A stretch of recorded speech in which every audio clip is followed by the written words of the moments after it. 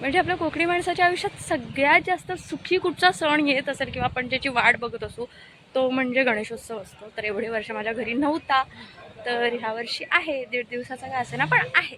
So मी खुश आहे खूप जास्त.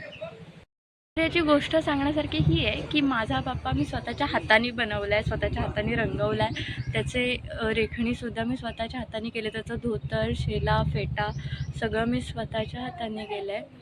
तर आता आपण बघूया मी गणपतीच्या आदल्या दिवशी काय काय करत होते. म्हणजे फेटा, शेला हे सगळं मी घरी बनवलं होतं, स्वतःच बनवलं होतं. आणि आत्ता मी बाप्पाचे आयब्रोज बनवत होते. की मी एक ऐकलं होतं की गणपती बाप्पाचं सगळं रूप एका बाजूला आणि गणपती बाप्पाचे रेखणी म्हणजे जे डोळे असतात आपले, तसे जे बाप्पाचे डोळे असतात त्याला रेखणी म्हणतात. आणि ती झाल्यानंतर बाप्पा दिसतो ती गोष्ट एका बाजूला. म्हणजे मी एका खूप मोठ्या रेखणीकाराची स्टोरी ऐकली होती की तो रेखणी करत होता आणि पाठी सगळं मंडळ उभं होतं आणि ते हात जोडून उभं होतं. त्याच्या आधीपर्यंत ते रेखणी करायचे चालू करेपर्यंत कोणीच नव्हतं. आणि त्यानंतर अचानक भयानक तो जेव्हा पाठी बघितलं त्याने तर सगळेजणं हात जोडून उभे होते. कारण त्याच्यामध्ये जीव येतो गणपती बाप्पाच्या मूर्तीमध्ये असं म्हटलं जातं. ते नाना का मला सांगत होते की बरोबर आहे, तर हा कलर वापर, तो कलर वापर. सो गाईड करत होते मला. मी रात्रभर आदल्या दिवशी बसून सगळं म्हणजे माझं बाप्पाचं काहीच काम झालं नव्हतं आणि तो बाप्पा सुकायचा होता असं तसं. सो मला मी ठरवलं होतं की आदल्या रात्री बसून मला काहीही करून बाप्पा कंप्लीट करून जायचं आहे सकाळी. आणि मी जवळजवळ 2, 2:30, 3 वाजेपर्यंत बाप्पावरती वर्क करत होते. आणि माझ्यासोबत माझे काका म्हणजे नाना काका ज्यांचा कारखाना आहे, माझे सख्खे काका, ते सुद्धा जागे होते. म्हणजे त्यांचं दरवर्षी काम खूप लवकर पूर्ण होतं, 2-3 दिवस आधीच पूर्ण होतं. पण माझ्यासाठी ते थांबले होते जागे राहून. आणि बाकी जे गणपतीचं सजावट करायला वगैरे लोकं आले होते ते सगळे होतेच होते. सो आता माझे आयब्रोज करून कंप्लीट झालं मी दाखवते. आणि मी ॲक्च्युअल डोळे रंगवायला सुरुवात केली आहे, रेखणी करायला सुरुवात केली आहे. एवढी भीती वाटत होती की जरा जरी काही चुकलं, एखादी रेष जरी इथली तिथे गेली तर मी संपले.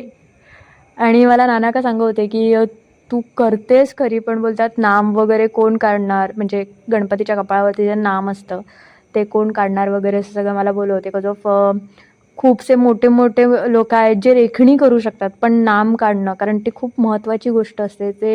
ते काम सगळ्यांनाच जमतं असं नाही. पण मी माझ्या बाबांना अगदी लहानपणीपासून बघितलं आहे रेखणी करताना, नाम काढताना, सोंडेवरती नक्षी काढताना. आता आपण बऱ्याचदा बघतो की गणपतीच्या सोंडेवरती खडे वगैरे लावतात.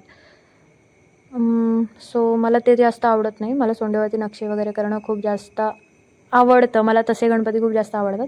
सो माझे ॲक्च्युअल रेखणी मी थोडीफार केली आहे. आणि आता मी नखं रंगवते गणपती बाप्पाची. खूप मन लावून करते मी हे सगळं, कारण माझा पहिला बाप्पा आहे.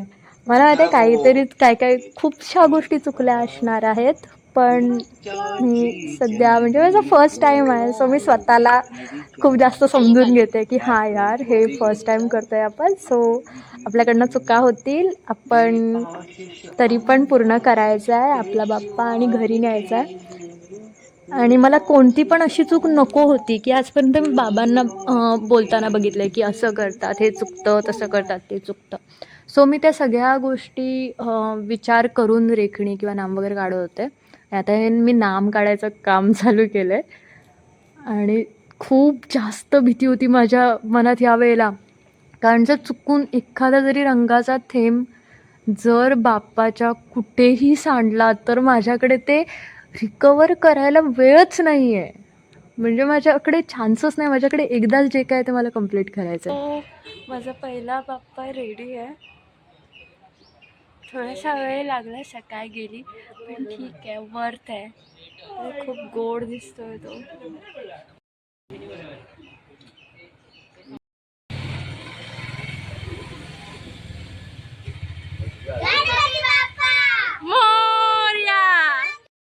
एवढा छान गणपती बनवून मी उंदीर मामा काढायला विसरलेले.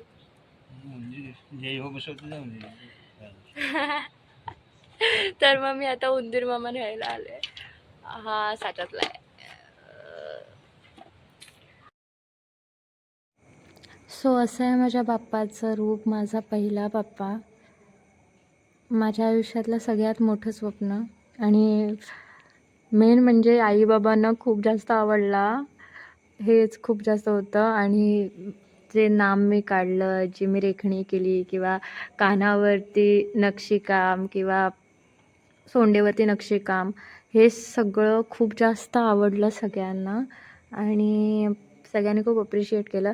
हे कानावरती वगैरे सगळं जाऊन मी सकाळी काढलं आहे, हे तर मला चांगलं माहिती आहे. कारण मला रात्री असं वाटतं काहीतरी कमी राहिलं, काहीतरी कमी राहिलं. सो केलं यार कंप्लीट. जसं हवं तसं झालं आहे. पहिला बाप्पा अगदी मनासारखा झाला. सो मला कमेंट करून नक्की कळवा तुम्हाला माझा बाप्पा आवडला की नाही. आणि थोडंसं अप्रिशिएशन मला नक्की द्या, कारण मी खूप मनापासून केलं यार. चुका झाल्या असेल तर माफ करा, आणि नेक्स्ट टाईम मी याच्यापेक्षा अजून बेटर करेन, I promise. So Ganpati Bappa Morya.